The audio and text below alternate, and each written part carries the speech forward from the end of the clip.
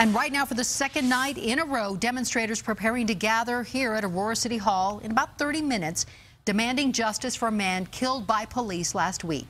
Naeschylus Vinzant, an unarmed parole absconder, was wanted for cutting off his ankle monitor. He was shot and killed just a short distance from an Aurora school last week as police tried to arrest him. And in just the last few minutes, 7 News learning new information about the officer who fired that fatal shot. Call 7 investigator John Ferrugia is in the newsroom. And John, we're talking about a veteran officer. That's right, Ann. His name is Officer Paul Jerothe. He's a SWAT paramedic who was named the Tactical EMS Officer of the Year in 2013 by the National Tactical Officers Association. He's a veteran officer who played a critical role in helping save lives in the response to the Aurora theater shooting. In fact, he spent enough time with prosecutors in that case that Arapahoe County DA George Brauchler recused himself from investigating this latest officer-involved shooting because he felt he knew Jerothe well enough that it would be a conflict of interest.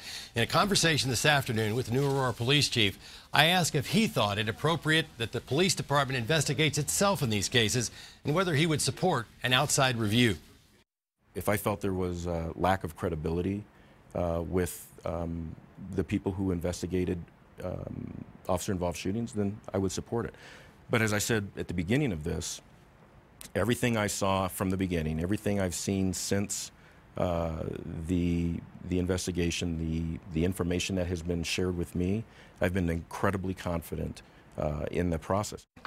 Now, the chief said that the officer Jerothe retained a lawyer immediately after the shooting, which is his right, and just today was interviewed by detectives. Now, other witnesses have already been interviewed, and the chief indicated the case can now be turned over to the Jefferson County DA, who is acting as a special prosecutor in the case. I'm Call 7 investigator John Ferrugia.